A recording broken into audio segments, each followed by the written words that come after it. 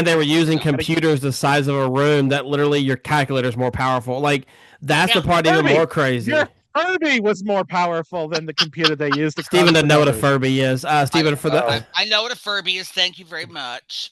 not a furry, a Furby. No, just The furries scare me, by the way.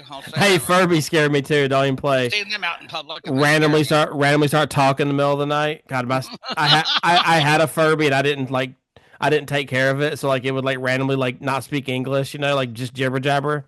Yeah.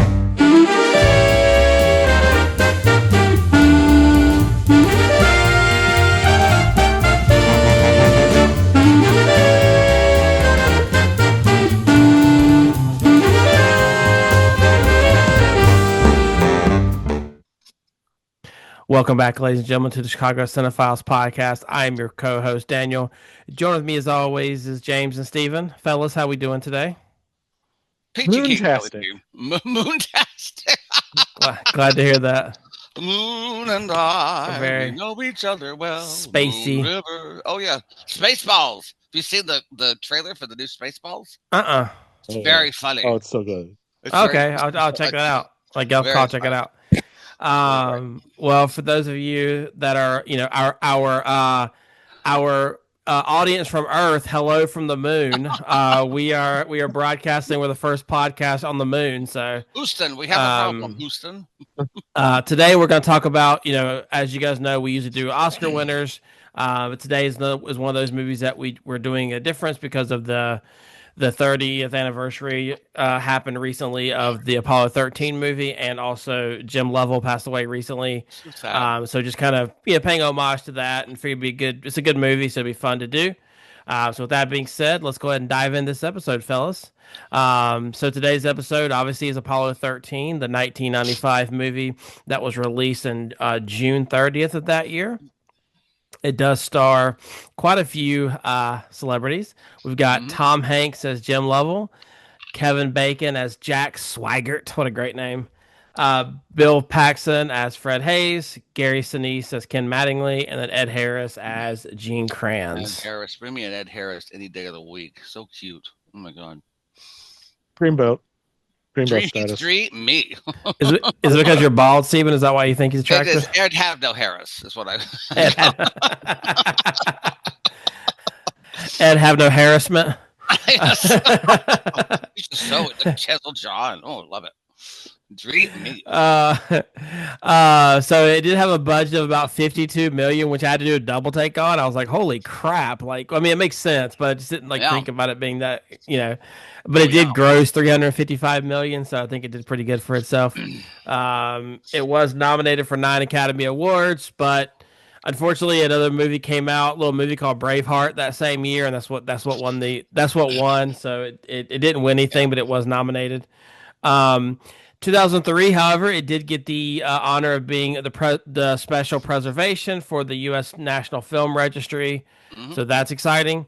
And yeah, that's all I've got. And so now, Steven, give us a summary of the movie, and then we'll go from there.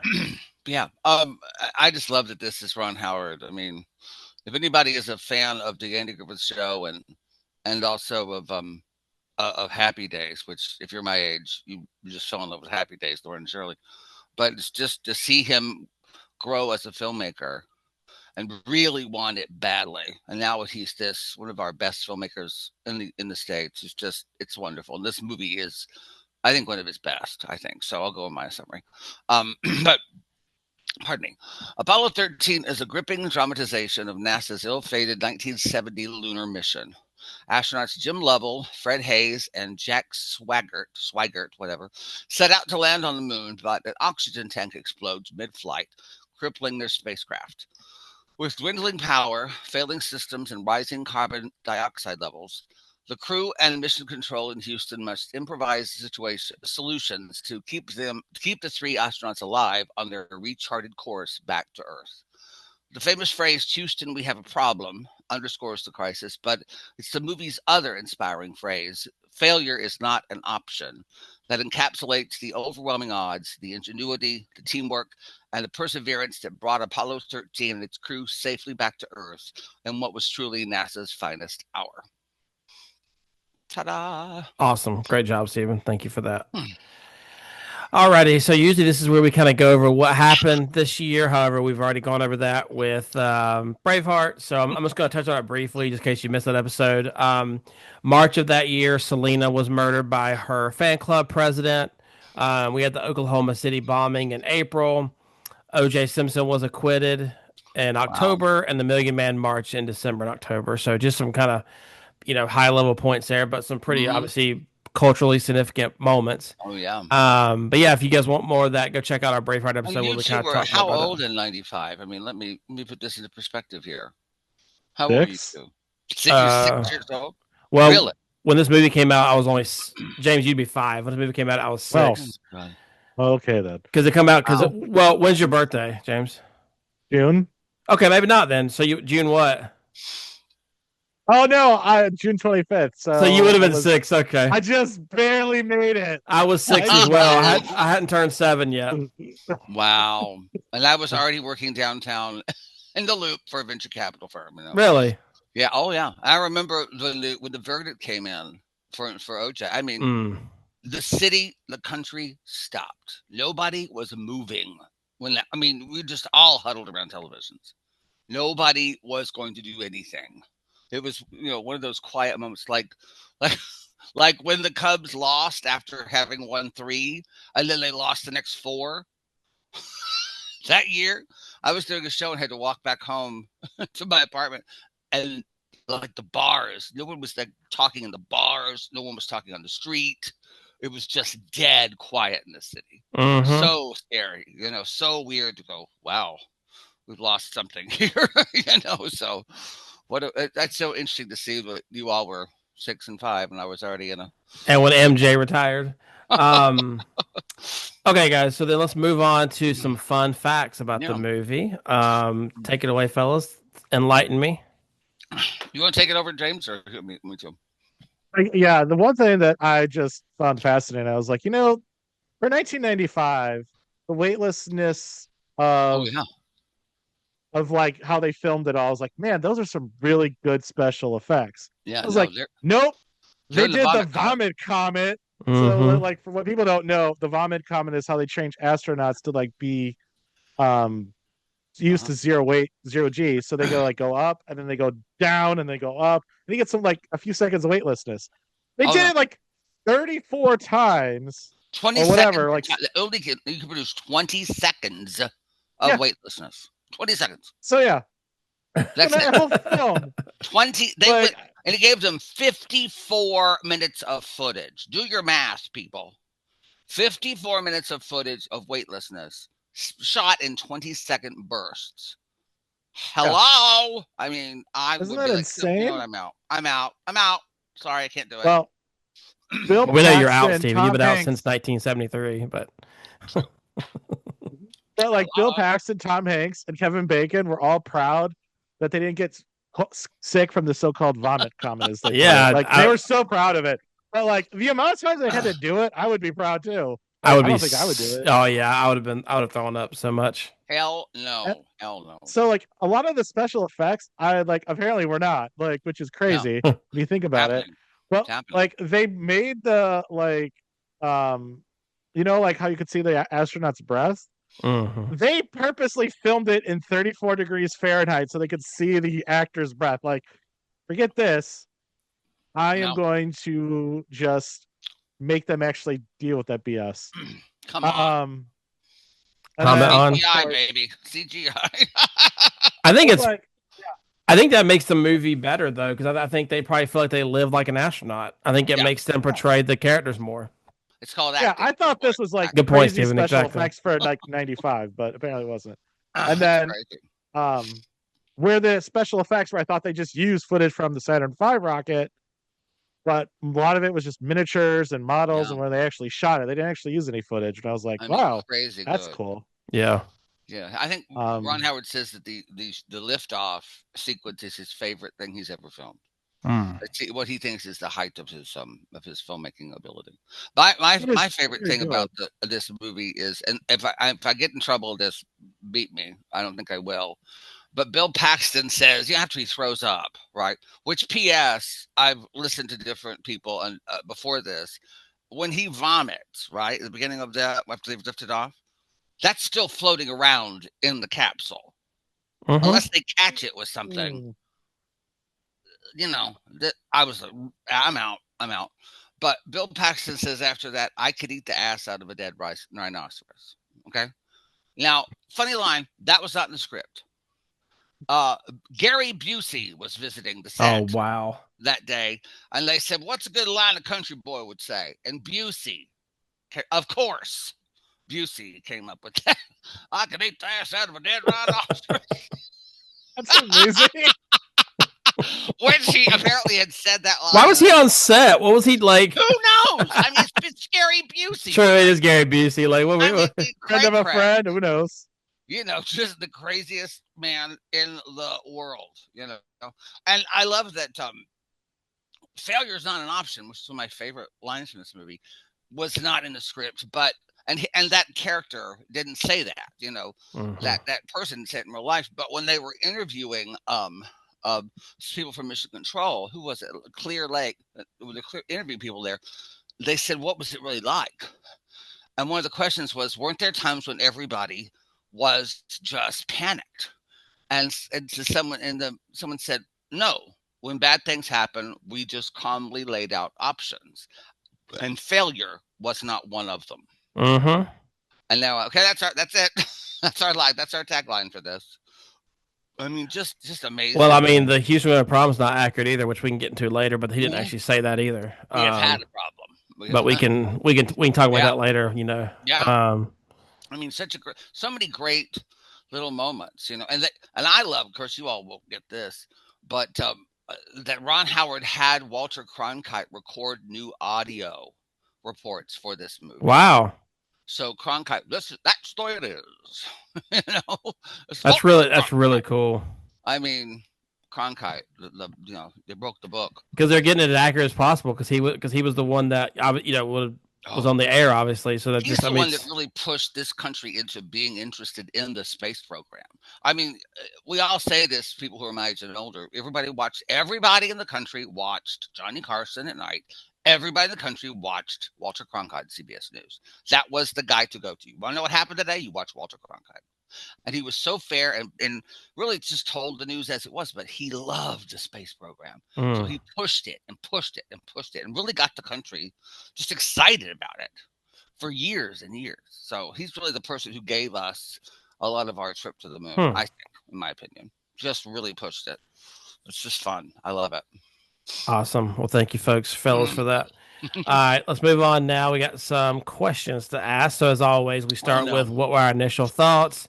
Stephen, you being the only one that hadn't seen it before, what was your initial thoughts before you went into it? Did you have any expectations? What you knew about it? Tell me any of that kind of stuff. I mean, I knew it would be good. I mean, it's also that weird thing of indie piece, whether it's a theater piece, a musical, a movie, when it's history and you know the ending, and Mm. like going to see Titanic. Well, I know they're gonna cry. You know, it's not, Wait, like the what? What happened to Titanic? spoiler alert.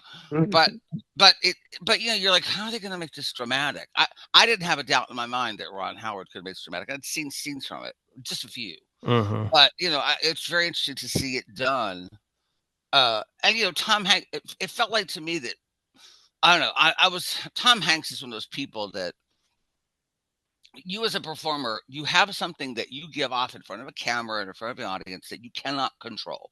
You can fight it for the rest of your life, but you just get in front of people and they have a feeling about you. And it's something that is just inherent in your soul. I truly believe this. So you see some people and you go, God, I want to be his friend. I like that guy, or somebody I don't like this guy's kind of weird. But if you use that to your ability, and Tom Hanks is the guy that would go, God, I just like that guy, Hmm. like a good guy. But that's why he was the one to play in Big. He's the one to go from Big to Philadelphia, Hmm. released far before anybody was comfortable with AIDS in this country. I mean, I think there's problems with that film from a gay perspective, but having him in that film made people go see it It's and like made the Magic people Johnson effect of exactly Hollywood. Yeah, I mean, he really brought that because he can play, as he says, what are we going to see? We're going to see this fun movie about, the dog. We're going to see the AIDS film. Let's go see the AIDS film. What the hell? That'll be fun. you know, so, but you think that there's this Tom Hanks sort of movie personality, and reading a lot about this movie. I mean, Marilyn Lovell said that he became, Jim Lovell. Like so many of his mannerisms and the way he talked were her husband, and she was fascinated by that. So that's the thing I watched right away, was just enjoying him in this movie and how he sort of became Jim Lovell. I love that. I think he did. Yeah, I agree. I think he's an actor most people appreciate. For Oh, sure. you just like him, Yeah, that's a good point. That's definitely a good way to describe him. I guess we'll ask. I guess James will ask you too. I mean, I know you've seen it before, but any thoughts going in, or have you seen enough to where you remember most of it? Well, I've seen this movie multiple times because I went from my dinosaur era to my space era, so you know.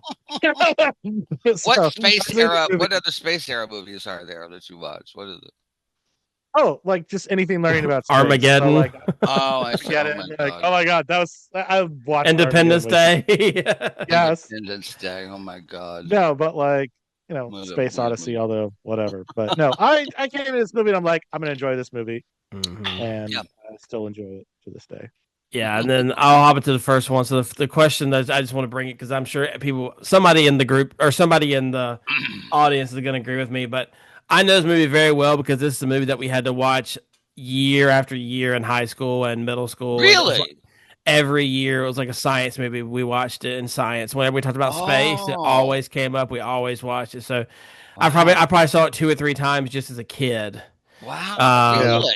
yeah. Let's Mhm. not teach them science. Let's just show them a movie and we'll call it a day. Um, and like because we would watch that, and then we'd watch the movie October Sky whenever we do like we're talking about Wow. rockets and stuff. Like they would show a good bit amount of movies because I mean this is educational. Like it's pretty accurate from what I mean obviously I was 10-year-old so I didn't know, but like Hmm. it was just it kind of got you excited about space, and so I Through the parabolic math in space as you're yeah, trying to some figure out the yeah. trajectory. Oh Even my God. like even in math class we did it one time. I think it was Oh, algebra or something. We would do it, and then we watched a movie afterwards. Like wow. we had to solve the equation they did or something as like Mm. a group. I don't remember the full And details, if you but get it wrong, you die. So yeah. that's kind of fun, So this I That's mean true. this movie was if only the Titanic people, whatever they were, the submarine people had a gym level on their ship, they might have not exploded. Guy in the crow's nest. Hello, do the math right. No, not that. The submarine,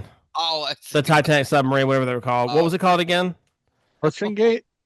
Yeah, Was it the Ocean whatever. Gate? Yeah, oh, the submarine, the people that exploded last year. oh, wow. There you go. There you go. But they didn't have a gym level because he was dead. Okay. Isn't this lovely? Let's just discuss how insane this story is. Like, if you told me this story, Oh yeah.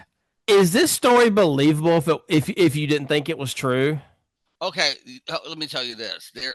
I found this out and it just blew my mind. So Ron Howard says that he after the first preview or something, he put out cards to the audience and wanted their reviews. One of the cards came back from this guy who hated the movie and said, "So unbelievable, this would never happen in real life." Swear to God. Like, So, hello, where have you been? oh, You know. So I do not know about the Apollo program, but okay. hello, so I see what you're saying. There's so many. I mean, they figure out how to get them back. Figure out the power. They figure out putting the square It's peg like in a one round after the hole. other. It's like, okay, we got this solved. Oh, Houston, we got And another then there, problem. oh, by the way, there may be a hurricane in the past of when they fought. Our And they have to go radio boats are silent for gone. however many seconds, Yeah, whatever, and the entering heat the earth. It's shields like may not be here. We may burn up on entry. It's like, oh my God. Can we Yes, it catch a does. break? It Seriously. does. It does scream like one of those like disaster movies where they just mm-hmm. keep upping the ante. But like, nope, that actually happened. Exactly. And they were using You know, computers the size of a room that literally your calculator is more powerful. Like that's the yeah. part even Furby, more your crazy. Furby was more powerful than the computer they used to Steven crunch the doesn't know what a numbers. Furby is. I Steven, for the Oh, I know what a Furby is. Thank you very much. not a furry, a Furby. No, just, The furries scare me, by the way. I'll say hey, that right Furby scared me too. Don't even now. play. Seeing them out in public and they scare Randomly start talking in the middle of the night. God, I had a Furby and I didn't take care of it, so like it would like randomly like not speak English, like just jibber jabber. me. Yeah.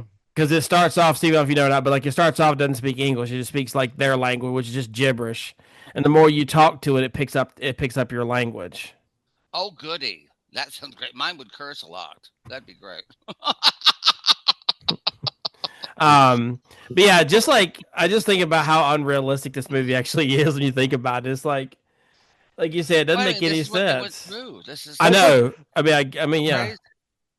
the round hole. Get the square thing in the round hole. Like it feels like a MacGyver. Like okay, this is the MacGyver section of the movie. right. Let's check that Yeah. off. MacGyver, what are you going to do now, MacGyver? Um, Duck, Magnum, duck. I want to give a little bit of a credit and also like discuss. You have to feel bad for Ken Mattingly.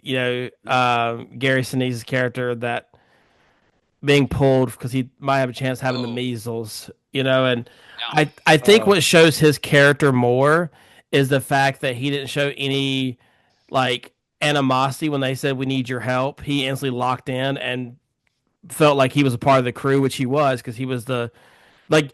And as someone who has a sports background, that's something that I always try to teach like any of my players or students or whatever is that just because you're the backup today doesn't mean tomorrow we're not going to call on you. And so you need to be in the same like doing the same drills, same practices. Like you need to be ready because at a moment's notice, someone can get sick. Something can happen. Someone has no whatever. We need you for this moment. And the fact that he was just ready to say, "Yeah, I'm ready to go," when he was obviously devastated. I mean, Oh, I yeah. don't, uh, do you guys, and maybe you don't, this may just be like a random, I don't have an example, so I just want to ask you guys, do you have an example of where you were so close to your dream and then it getting yanked out from under you and never got the chance to, because he never flew again or into space. Like he never, I mean, obviously we never went to the moon.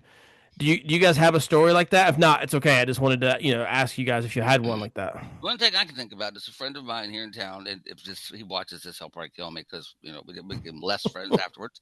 But he was a very good friend of mine, and he wrote a play about this group of homosexual men. It was a great play. I did the first reading of it, and on reading it the first time, I went, "This is me. This is me. I've said these things to you. Mm. I've spoken these exact words, and that's okay. If you work with people, they're going to steal from you because that's what they do. But then it got to production. I'd done readings of it, got to production, and Were you and playing yourself? yeah, Okay. yeah, playing myself. And I'm reading, and because I was a non-equity actor and had points but didn't have an equity card, because of how the casting went out, they had to hire an equity actor. So I didn't get to Mm. play me.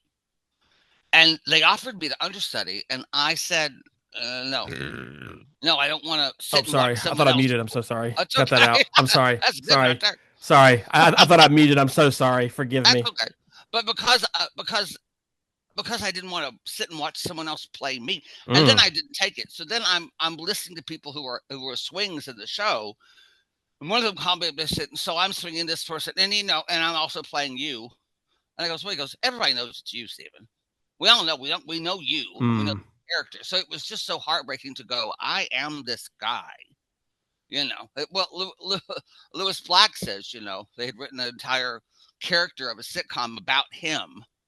And so it was his sitcom. So he goes to audition for him and didn't get it because apparently it's a better him than he is. So that was frustrating to me to go, wow, this is me. This is my character. No, it truly is my character. A lot of things I'd said and done, and when you miss out and you go, this is really, I wouldn't even have to act. I just have to walk on stage and say some lines. But that was heartbreaking to go, I'm Mm. so damn close to playing this incredible role, and it's because of one little thing. But then again, I think that's the beauty of this film and of my experience because I didn't have a card for that play. A year later, I get cast in Normal Heart because I don't have a card. I think Mm, many people equity actors in the show. So I am now cast because of that. I think that's what the beauty of this film shows is he was needed on the ground. mm-hmm. It was needed to sort of figure out how to get them back. So everything happens He from was him. literally the perfect person for it. Yeah. That's what I'm saying. Like everyone has a role in life. You may not realize it, but Yeah. everybody has a role in life. And you can sit there and fight it, but Mm-hmm. again, one of the things I love about life is, unanswered prayers are sometimes the best prayers you could ever have because, God knows, no, you don't want this. You think you do, but you don't want this right now. So things come to you in the time and in the way they should come to you, I believe. I don't know. Garth Brooks said it best. Some of God's greatest gifts are unanswered prayers. True. I mean, you just look at that and say that. I mean, I truly believe it's hard to see it when you're going through something that you really want, Yeah, you're like, this but is, yeah. you know, What about you, James? Anything come to Oh, I mind? got nothing. I got nothing at the top of my head. He's been successful his whole life, so it's just Everything I've I done, he's have just everything gonna I want. knock I have a out. beautiful life, and I've got a beautiful career, and I'm just wonderful. Thank you. Hi. I don't I am fabulous. I don't have really an example either. I guess the closest would be is like I didn't make one of my high school baseball team one year, and I was really upset about it. But that's not that big of a deal. But it kind of reminds me of one of my favorite movies, though. I do just bring it up because we're not gonna. It didn't win the Oscar, unfortunately. But in A Field of Dreams, the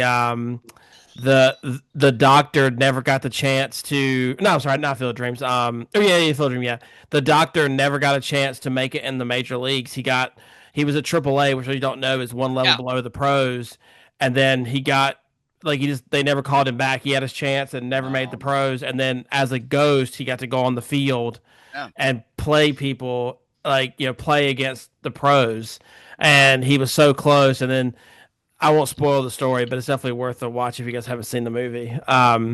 If you build it, he will come. But yeah, so that's a good life lesson that like something we can take away is that like when we don't get what we think we deserve or need or whatever, like there's something else out there that you're going to be 10 times Hmm. better at the next position because some people think that and I'm a very big proponent of this. I'm interested to hear y'all's thoughts. Some people believe that life or death situation sparks innovations more than your normal daily life. Do you guys agree with that statement?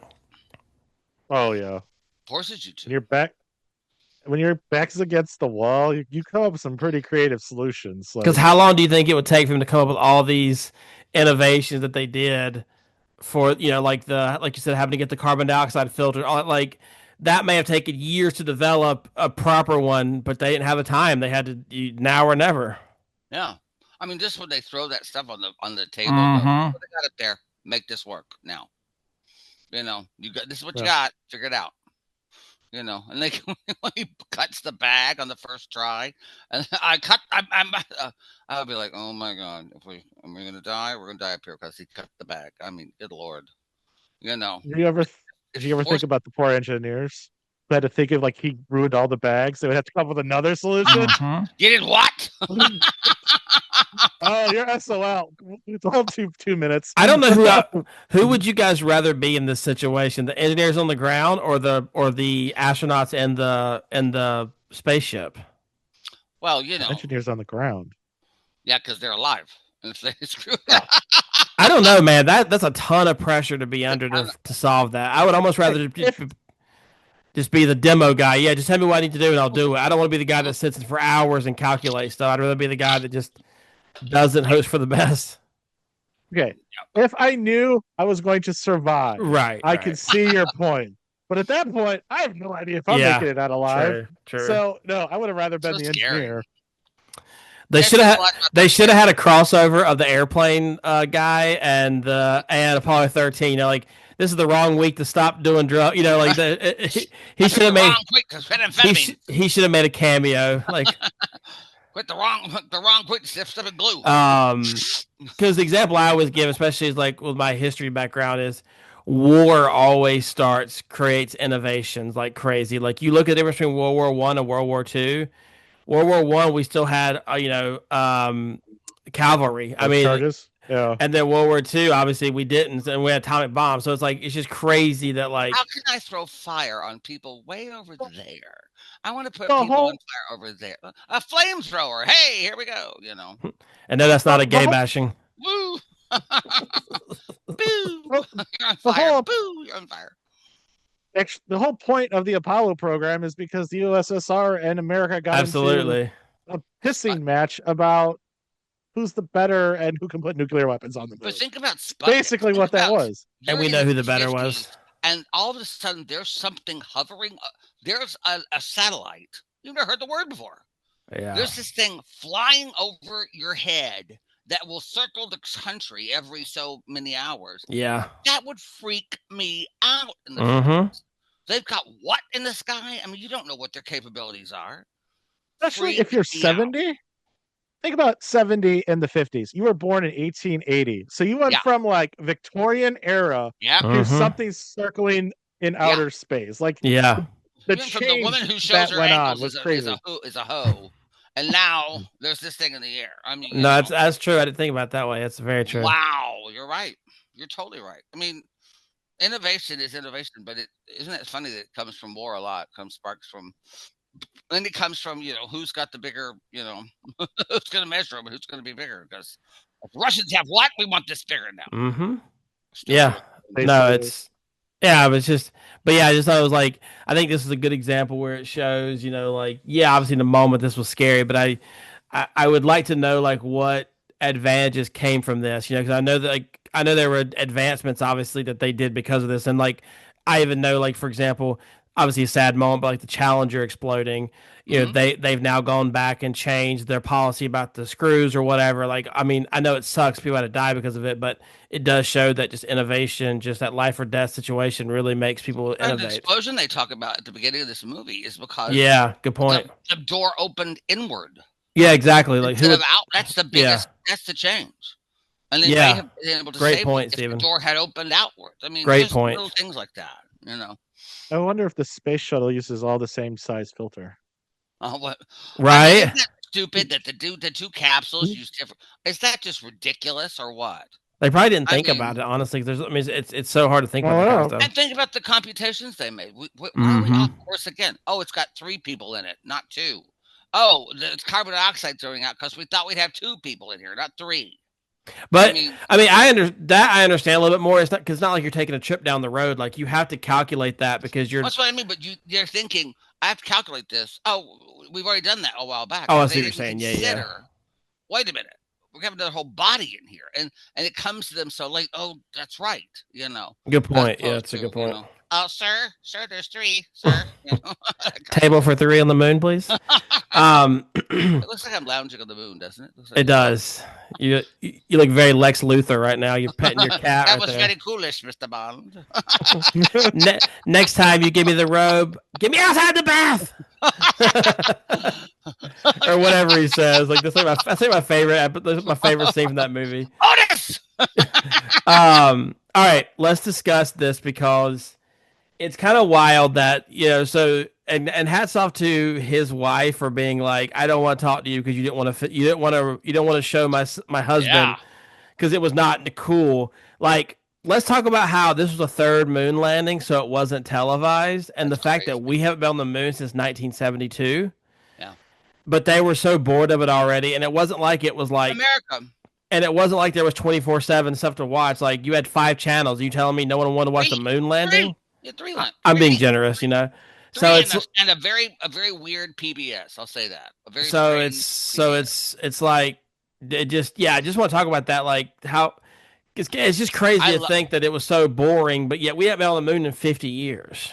yeah, and then to say that I love when she says they put one piece of equipment on my lawn. They can talk to my husband when he comes back on Sunday. I mean, I that's love that. That you Yeah, can was such talk a to, good and line. she did actually lose her wedding ring in the shower. That actually happened. She got it really. back, but she actually did lose her wedding ring in the shower. And the Wow. other thing that just not to go off your question before I forget it, No, the you're good. woman who plays Jim Lovell's uh, mother in the nursing home, Mm, that's Ron Howard's mother. wow. I mean, is she not brilliant in that movie? She's so brilliant. My I little love boy that scene, we by get the way. a washing Yeah. machine in the big You closet. boys know space. Talking to Neil Such an amazing. Armstrong. And Buzz. There's a Uh, movie that came out. I think in '71 that was sort of about a disaster for the spacecraft called Marooned. That apparently Marilyn Level had seen and that's where her nightmares came from about this mission. And there's a character in that movie named Buzz Lloyd. Hello, another Buzz going to the moon. And we got Buzz I mean, Lightyear. but I mean, I but don't. you always in space somewhere. Do you? I haven't done research, so you guys might know, but this might even solidify even more how crazy the conversation is. Do you know if any of the people who've walked on the moon are still alive? I don't believe so. Because there's only like what 12 people that's done it, I think. Isn't that crazy? Because I know that there's a really famous stat. There's a pitcher named Mariano Rivera who pitched for the Yankees, and the thing was there's more people who walked on the moon than he gave up walks in the World Series, Wow. and he pitched for like 20 years. I don't think there are. I think they're all dead. Wow. There's like, Oh no, it says 4 still alive. Apparently, it says. yeah. Wow. Oh, Buzz Aldrin's still alive. Apparently, is that right? Yeah. I didn't know he was still alive. He was on 30 Rock. He was in an episode of 30 Rock. Well, that was such an amazing episode with him. He was like when he was yelling at the moon. You want to yell at the moon with me? Go inside. The sun's out. I walked on your face. That's so funny. He's 95. Wow, I didn't realize he was still alive. That's awesome. I see you up there, moon. That's fantastic. But no, God. I just think it's kind of ironic that it was so boring, but we haven't been there in 50 years. It's scary to me that we don't have this kind of, because it does lead to other innovations. Period. I wish we'd go back. Honestly, I want to go back and do more research. Like our technology is so much better nowadays. Like, God Almighty, we can have TikToks on the moon. Want the Jetsons to come true. I want to go on vacation to the moon.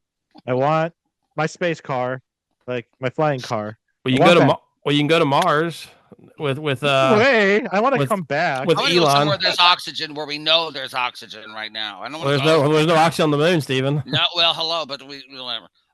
Speaking of the Jetsons, have you ever seen, James, this great series from the '90s called Harvey Birdman, Attorney at Law? Have you ever seen this?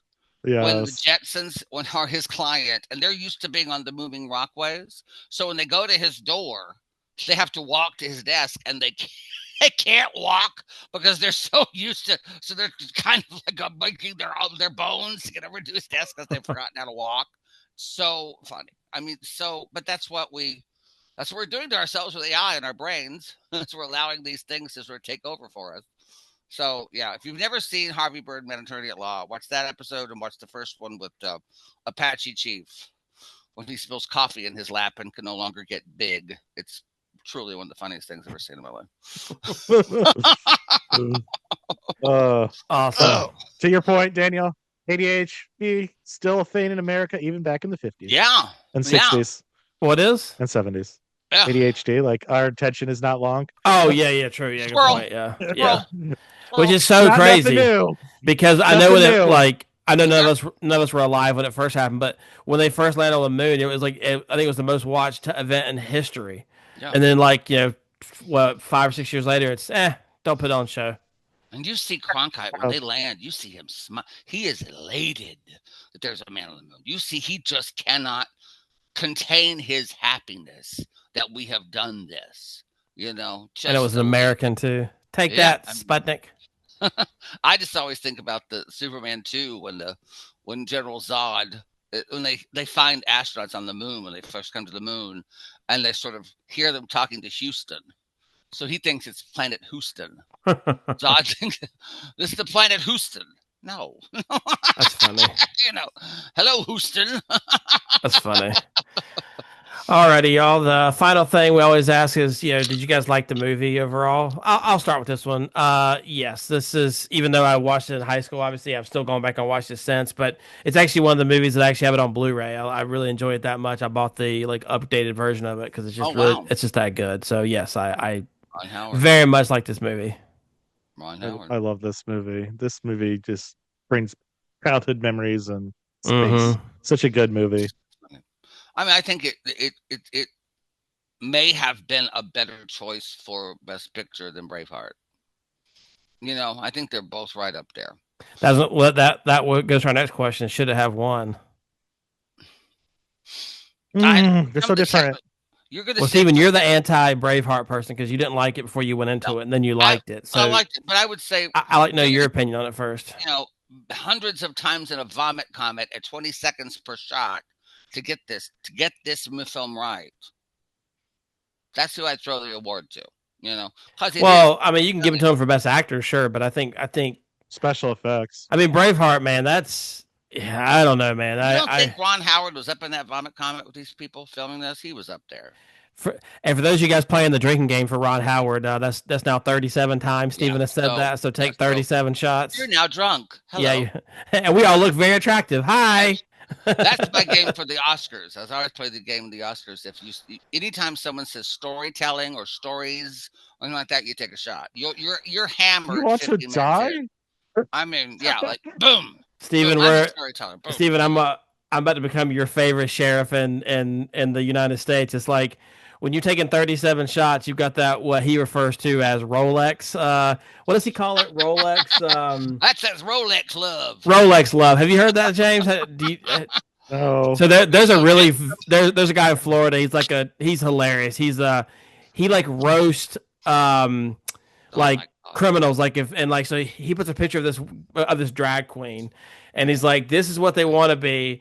This is what you wake up to. And it's like no Yeah. mate. It's a guy with no makeup on. And he said that's that Rolex love. He said they'll be laying on your arm at night and you'll chew your arm off just to leave them and leave the Rolex there. On your arm. Because you want out so bad, like you want Oh out of the god. Oh relationship lord. that like you want out of that so bad you realize they're ugly as sin. You should look him up. He's like a Holy sheriff in cow. Florida. It's hilarious. He has like all these. Well, my phone's right here, so I'm sure it's There you listening go. in. So Oh My yeah, true. my James's father. phone showing the sheriff. There you go. My father always tells the story of being in the Tennessee Theater of Knoxville, Tennessee. And he was watching some movie with a friend of his, and these two girls were sitting close to him. So they kind of moved over, and he said, I was making out with this girl. We were just going hot and heavy after the movie. So we get down into the lobby. It is the ugliest girl I've ever seen in my life. I've never seen an uglier woman. So he said, baby, we're going to get the car, and we'll be right back to get you. He goes, as far as I know, she's still standing outside the Tennessee Theater right now. He said, in the dark, she looked pretty good, but whoa, Lord have mercy. That was the ugliest girl. That's funny. wow. No I words. Steven, No words to that statement. we need to try to find this woman and bring her on the show. Have Well, you I been heard with have you been Daniel, affected by Jim Rader? Then please call the hotline below and we'll get you. So all right, y'all. I know this was a shorter episode, but we tried to our CO2 levels here are running out, so we have to go. But we're getting a little punchy. yeah, but so what we're gonna do is let's go ahead and we'll go ahead and select the next movie. I believe correct for the The Wheel of Yeah, Fortune. Wheel of Destiny. the wheel I of mean, Wheel of destiny. Fate, Wheel of Fortunate, Um, Wheel of Pain. Dun, dun, dun, so what I'm gonna do is I just removed dun, dun, Hamlet. So let me go dun, ahead and dun. share my screen and get this pulled Hamlet, we're up. talking about here, okay? Hamlet. That was the last one. There's something rotten Oh, in my. and speaking of that, I watched one of my favorite like YouTubers or streamers is a bigger guy, and people will donate money to make and like it reads the chat to him, so it'll say like if you I think you have to donate like $10 or $15, and like it'll do like an auto like AI read it to you. And someone said, "You're so fat, you put the ham in Hamlet." And that was literally after we had watched Hamlet. I'm like, what are the odds? Like, I'm like, that's so freaking funny. How funny. Okay, let me share my screen real quick. It's like I'll get paid $15 if somebody wants to roast me. Go ahead. Alrighty, let's see. Can you fellers see my screen? Let's hit it. Bud. Yes, I can. Here we go, boys. We hadn't done this in a while. I'm very nervous. Oh, scary. Scary Hamlet here we're talking about. Okay, Hamlet. And the come on. next movie is our first 70s movie, The Deer Hunter. Oh my god. A very hard movie to watch. Very hard movie to watch. Oh, Here we go, folks. It's a great movie, but it's a very 70s gritty movie. I saw that in college. Oh god, here we go. Did you really? Yes, I had to watch it for class. Interesting. Alrighty. Well, thank you all. So this has, but yeah, so fellas, any final things before we call it a day? Nope. Thanks. Alrighty. It's great. Yeah, space. All right, y'all. This is the Chicago Cinephiles podcast. Signing out. Bye.